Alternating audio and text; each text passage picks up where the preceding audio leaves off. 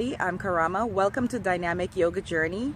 I'm here with a fellow yoga instructor. His name is Marcelo. Marcelo, say hi. Hi, peace.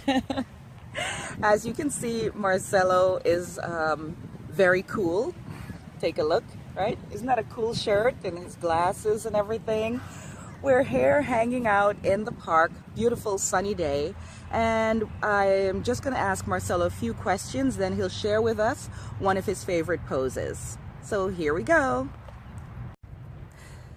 So Marcelo, tell our Dynamic Yoga Journey viewers what drew you to the practice of yoga, please. Well, I was always interested in yoga and I read about it, but when I went to the gym, I saw the class and they were all women, and you know how guys are, like, oh no, this for women.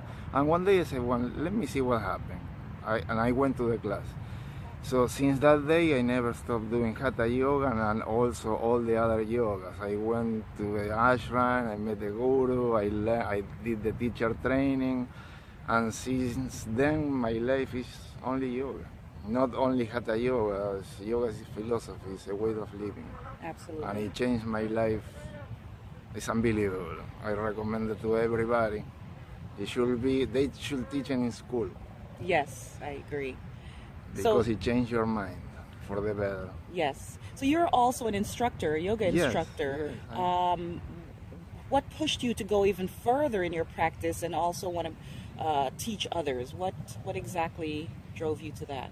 Well, I went from the gym, I went to an ashram because I heard about this guru from India. So I went there and I loved the classes there. So and I started doing what they taught me to do, and I saw the change really quick in my life, very quick.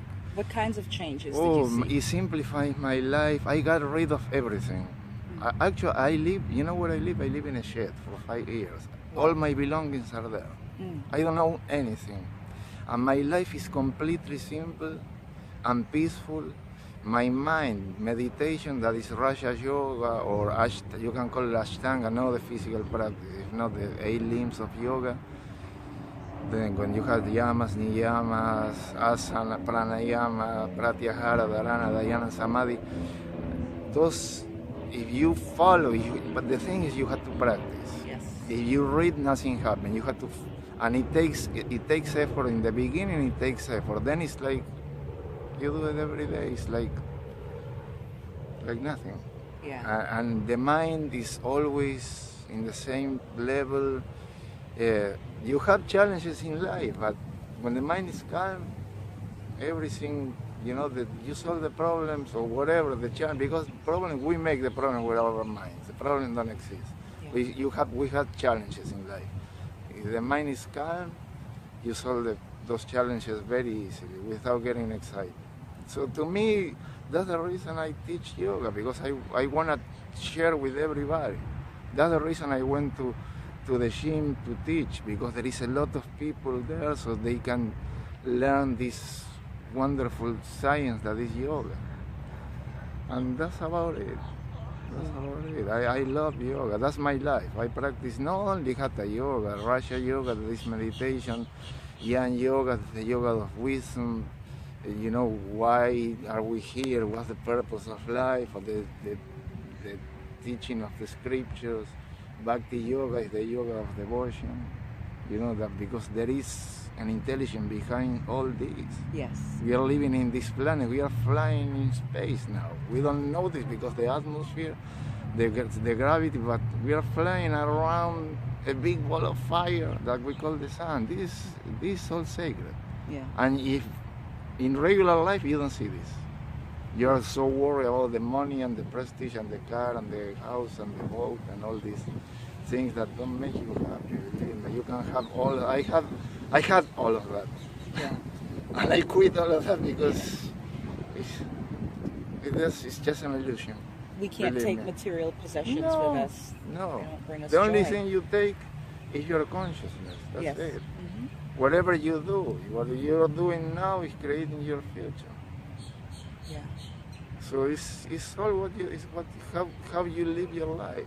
Yes, I definitely Karma agree yoga. that yoga is a way of life. It's not just, for some people, it's, oh, I took this yoga class. It's a very faddish thing to do. Yeah. But there's so much more No. to the practice, this yoke Yeah. of life. That's what I try to teach in my classes. I always told them that a state of yoga you can reach through concentration and focusing. Yes. It's not an exercise. Hatha yoga, you do exercise to get the body strong and flexible. But if you know how to do it, you're also working with the mind. Your focus is like a meditation. Yes. Always you have to do pranayama. You have to do. There is also yamas and niyamas in hatha yoga. Also, you have to follow to me, vegan diet, no vegetarian, because there is a lot of suffering in milk extraction. So to me, that change, that rule doesn't count with me, the vegetarian. No, you have to be vegan. If you see how they extract milk, there is a lot of suffering. So no dairy product for me either. And also having a positive mind all the time. Yeah. It's not only exercise. Hatha yoga is not only exercise. There is many things. Yes.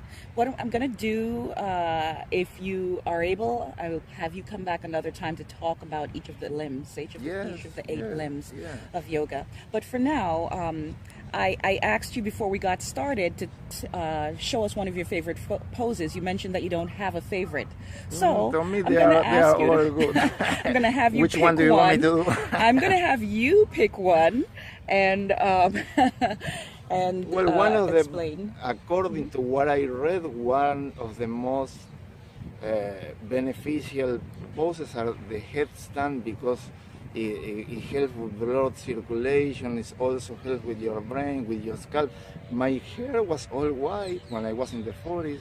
When I went to my country, my old friends saw me, say, "Oh, you're dyeing your hair." No, I'm telling you, I'm not lying. I'm doing I just go headstands. upside down. All And the they blood didn't rushes believe to my me. head and fuels me. Yeah, so I can do a headstand, but to me, all the poses are good. You know, so to me, when I do yoga, when I do hatha yoga, I don't even open my eyes. When I have to open and I open my eyes, but to me, it's like a meditation. Yes, yes. So I'm going to have you show us your Okay. headstand All right. now. All right. Do it first. You have to work your upper body and your core, because when you go up, if you don't have strong upper arms, that's how you hold yourself. All the weight goes in your neck and it's not good. So don't try to jump into it. You have to be patient, okay? Because everybody that I did it in the beginning, I jumped into it, I didn't know what to do. So when you jump into it, you could hurt yourself. Yeah, you can hurt yourself if you are not strong enough. Yeah. All the weight goes in your neck. Yeah. And then to raise your legs, you have to have core. You cannot just jump into it. You have to first. You can do it with the legs bent, you know, for a beginner. Then when you're more advanced, you can raise the legs straight, but that takes time. Yes. So you're Okay, going to show us how to get into the headstand. Yeah, I'm gonna show you step by step how to get into it. All right. All right. Awesome. So Marcelo is going to show us how to do a headstand. He's measuring, placing his thumb at the tip of his nose, and then where his pinky finger falls, that's where he's going to place on the ground. He also measures the distance between his arms by crossing them. Then he interlaces his fingers, places his head down. He tucks his toes under, walks the feet forward. Good. Engages his core, and then begins to lift the legs. Bends the knees, lift the legs. He's straightening bit by bit. Again, notice he doesn't jump into anything. Bring those legs straight up, and then when he's ready, he begins to descend by bending the knees, still engaging the core, extending the feet, toes go down. Giving thanks here, releasing. Namaste. Thank you, Marcelo.